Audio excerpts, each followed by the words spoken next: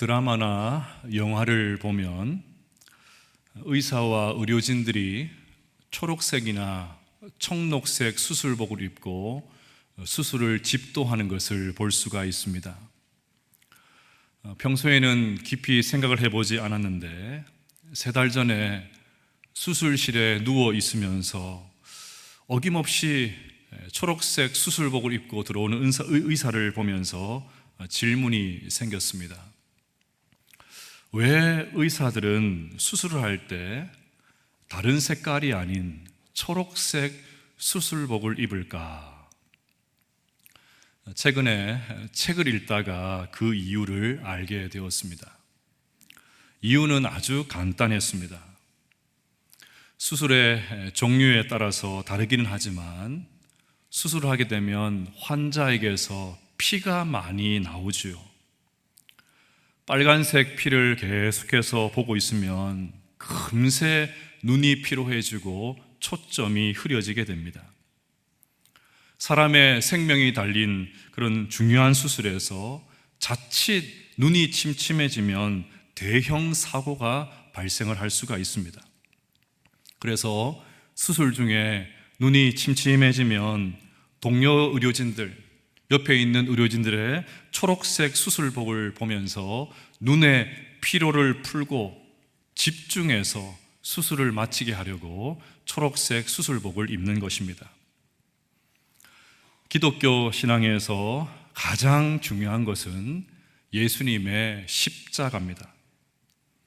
예수님께서 우리를 대신하여, 우리를 위하여, 우리의 죄를 짊어지고 우리를 사랑하셔서 우리를 구원해 주시기 위하여, 우리를 하나님의 친백성 삼아 주시기 위하여, 우리를 저 천국으로 인도해 주시기 위해서 고난을 당하시고 십자가를 지시고 십자가에서 달려 돌아가신 것은 그 무엇보다도 바꿀 수 없고 어떤 것으로도 대체할 수 없는, 절대 포기할 수 없는 진리 중에 진리입니다. 이 일을 위해서 예수님께서 지난 한 주간 가장 위대한 일주일을 보내어 주셨습니다. 하지만 우리가 예수님의 십자가만 바라보면, 다른 말로 하면 예수님께서 십자가에서 흘려주신 붉은 피만 바라보면 나도 모르게 시야가 흐려질 수가 있습니다. 십자가는 대체 불가한 사건이고 기독교 신앙에서 가장 중요한 진리이지만 그것에만 집중하면 자칫해서 다른 것이 보이지 않을 수가 있습니다. 예수님은 십자가에서 피 흘려 죽기만 하신 것이 아니라 3일 만에 사망 권세를 박살내고 부활하셨습니다. 이것이 중요합니다. 따라서 사순절과 고난주간을 보내면서 예수님의 십자가 보혈을 바라보았다면 이제 부활하신 주님을 바라보면서 부활의 소망으로 다시 일어서야 됩니다. 그렇게 일어나서 하나님께서 만드신 푸르고 푸른 세상도 볼 수 있어야 됩니다.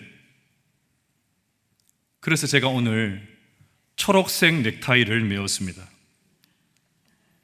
이 부활의 아침, 십자가에서 생을 마감하신 것이 아니라 부활하셔서 우리에게 참 소망을 주신 그 부활하신 주님의 은혜로 인하여 다시 한번 회복되는 우리 모두가 되시기를 주님의 이름으로 축복합니다. 오늘 본문의 한 여인이 예수님의 무덤 앞에서 울고 있습니다. 즉 예수님께서 부활하신 현장을 최초로 목격한 사람은 여자였습니다. 당시 문화로서는 이해할 수 없는 매우 파격적인 진술입니다. 왜냐하면 당시의 여자는, 당시 사회에서 여자는 재판의 증인이 될 수 없었기 때문입니다. 인구조사를 하면 여자들 다 인구조사에서 빠졌습니다. 사람 취급을 받지 못했다는 말입니다. 그러면 예수님의 부활과 같은 큰 사건을 증명하려면 남자가 등장해야 되는 것 아닙니까? 그것도 매우 지체 높은 남자가 부활을 최초로 목격한 그런 증인으로서 그렇게 설정되어야 되는 것 아니겠습니까? 그런데도 성경은 아주 대범하게 여인을 등장시킵니다. 사복음서를 읽어보면 예수님의 부활을 목격한 첫 번째 증인은 전부 다 여자였다고 기록을 해놓았습니다. 복음서의 저자들이 너무 교회만 있다 보니까 세상 물정을 몰라서 여자들을 기록해 놓은 것이 아닙니다. 오히려 증언의 신뢰성에 심각한 문제가 생길 것을 알면서도 여성들이 예수님의 부활을 목격한 최초의 증인이라고 당당히 밝혀놓았습니다. 성경은 예수님의 부활이 너무나도 확실한 나머지 여자들을 등장시키는 일을 조금도 주저하지 않습니다. 왜요? 예수님께서 부활하셨기 때문입니다. 예수님의 부활은 너무나도 확실한 역사적인 사실이었기 때문입니다. 또한 성경은 굳이 부활을 증명하려고 들지 않습니다. 어떻게든지 믿지 않는 사람들을 믿게 하려고 설득하지 않습니다. 구질구질하게 증명하려고 하지 않습니다. 너무나도 확실하니까, 그 정도로 확실하니까 자신이 있기 때문입니다.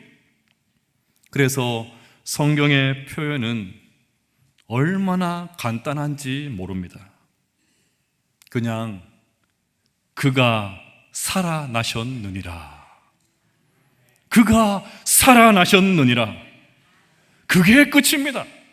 얼마나 깔끔합니까? 얼마나 간단한지 몰라요. 예수님께서 부활하셨으니까, 살아나셨으니까 간단하게 담백하게 그냥 그가 살아나셨다, 단순하게 기록을 해놓았습니다. 여러분, 뭐가 복잡하고 무슨 꿍꿍이가 있고 사실에서 벗어난 거짓말을 하려고 하면 그때부터 말이 길어지죠. 말이 꼬입니다. 구질구질하게 설명이 길어집니다. 사족이 붙습니다. 앞에 말과 뒤에 말이 다릅니다. 눈도 제대로 맞추지를 못하고 비굴해집니다. 하지만 사실을 말할 때는 얼마나 당당한지 모릅니다. 많은 말이 필요가 없습니다. 흥분할 필요도 없습니다. 그냥 간략하게 말하면 됩니다. 얼마나 간단한지 몰라요. 그래서 성경은 예수님의 부활을 간단하게 말합니다. 그가 살아나셨느니라. 그가 살아나셨느니라. 그러면 우리 주님께서 부활하신 줄로 믿습니다. 다시 오늘 본문을 보겠습니다. 요한복음 20장 1절을 보면 예수님의 무덤 앞에 울고 있었던 여인은 막달라 마리아였습니다. 여러분, 마리아가 어떤 여인이었습니까? 그녀는 한때 7 귀신이 들렸었습니다. 정말 처절한 인생을 살았고 험악한 삶을 살았던 여인이 막달라 마리아였습니다. 그런 여인에게 예수님께서 찾아와 주셨고 만나 주셨고 더러운 귀신 다 쫓아내어 주셨고 새로운 인생을 살게 해 주셨습니다. 그러니 마리아는 자신에게 새로운 인생을 선물해 주신 주님을 향한 감사의 마음이 얼마나 컸겠습니까? 그래서 마리아는 누구보다 예수님을 사랑했고 열심히 예수님을 따랐고 예수님께 헌신했습니다. 갈릴리에서 예루살렘까지, 그리고 골고다 언덕까지 예수님의 최후 순간을 끝까지 함께했던 여인이 바로 막달라 마리아였습니다. 예수님의 제자들 다 비겁하게 도망쳤지 않습니까? 예수님께 은혜를 입었던 사람들 또한 십자가를 지고 계신 예수님 보면서 다 돌아섰지만 막달라 마리아는 끝까지 예수님 곁을 지켰습니다. 그런데 그렇게 사랑했던 예수님, 끝내 십자가에서 돌아가셨습니다. 예수님을 사랑하는 마음이 컸기 때문에 사랑하는 사람을 잃은 슬픔도 컸겠지요. 그렇게 구멍난 가슴을 부여잡고 힘겨운 시간을 보내고 있는데 이번에는 예수님의 시신이 사라져 버렸습니다. 얼마나 슬펐을까요? 이제 우리의 기억에서 거의 사라졌지만 세월호 사건이 일어나고 결국 5명의 시신은 끝내 수습을 하지를 못했습니다. 거기에는 단원고 학생 2명도 포함되어 있습니다. 수학여행을 갔던 아이들이 집으로 돌아오지도 못하고 그것도 받아들이기 힘든데 시신도 찾지 못하는 부모들의 마음 어떠했겠습니까? 지금 마리아의 심정이 딱 그렇습니다. 그래서 무덤 앞에서 하염없이 울고 있습니다. 얼마나 울었을까요? 눈에 눈물이 많이 고여서인지 몰라도 마리아는 부활하신 예수님을 알아보지를 못합니다. 15절을 보십시오. 예수께서 이르시되 여자여 어찌하여 울며 누구를 찾느냐 하시니 마리아는 그가 동산지기인 줄 알고 이르되 주여 당신이 옮겼거든 어디에 두었는지 내게 이루소서 그리하면 내가 가져가리이다. 마리아는 부활하신 예수님이 동산을 지키는 사람인 줄 알고 그에게 부탁합니다. 여보시오, 당신이 혹시 예수님의 시체를 옮겨가셨습니까? 그렇다면 만약에 어디에 두었는지 좀 말해 주십시오. 그러면 제가 그분의 시신을 모시겠습니다. 그러자 낯익은 목소리가 들려옵니다. 마리아야, 마리아야. 부활하신 예수님께서 마리아를 찾아와 주셔서 그녀의 이름을 부르십니다. 그 음성을 듣는 순간 마리아는 그 사람이 동산을 지키는 사람이 아니고 자신이 그렇게 찾고 있었던 예수님이라는 사실을 비로소 알아차립니다.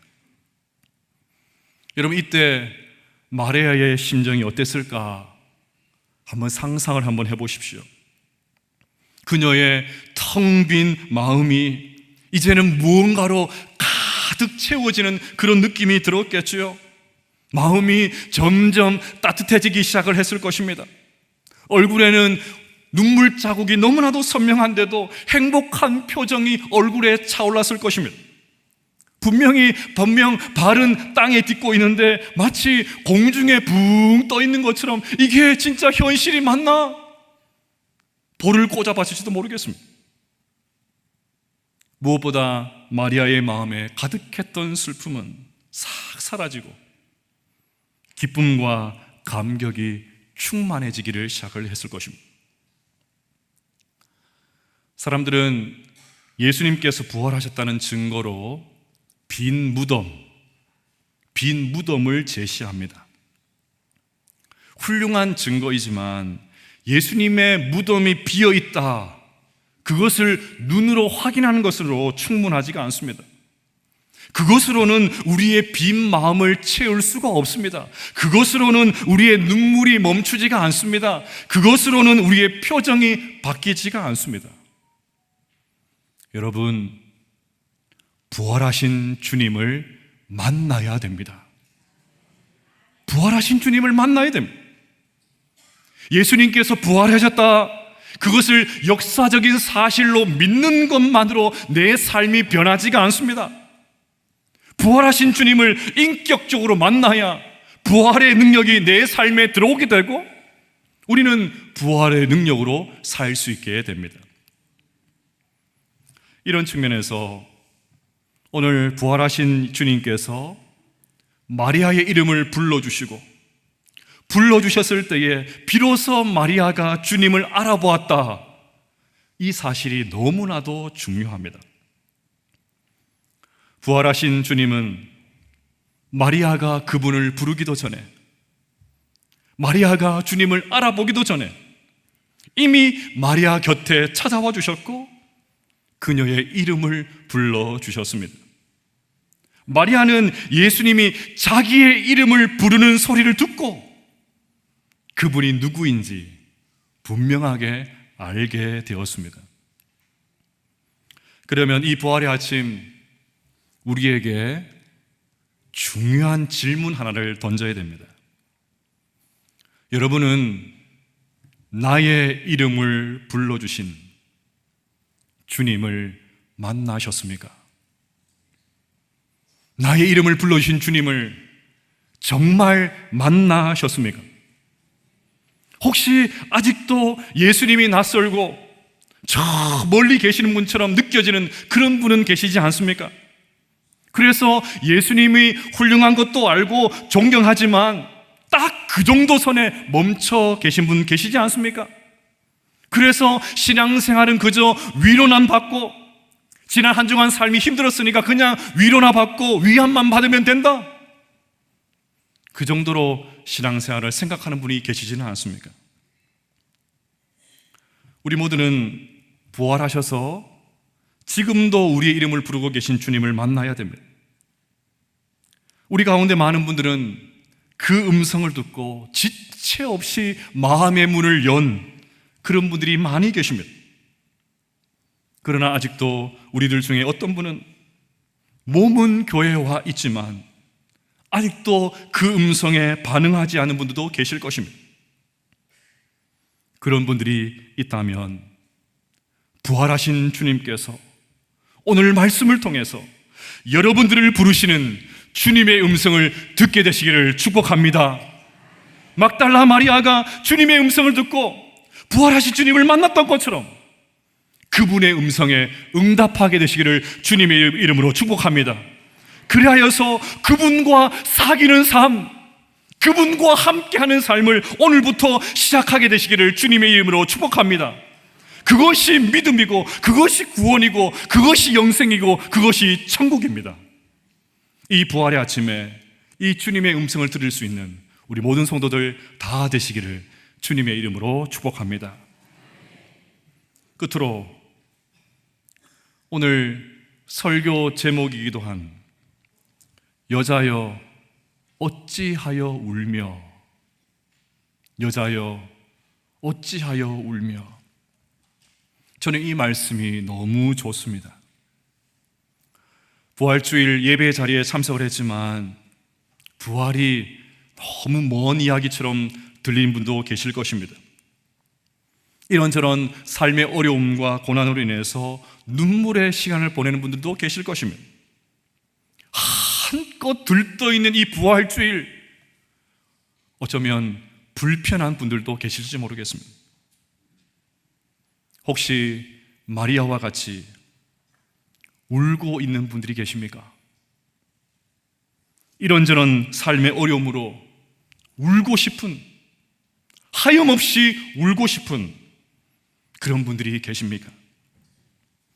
그렇다면 이 시간 마리아에게 오셔서 들려주셨던 주님의 음성, 여자여 어찌하여 울며, 여자여 어찌하여 울며, 이 주님의 음성을 나를 향한 음성으로 받게 되시기를 주님의 이름으로 축복합니다.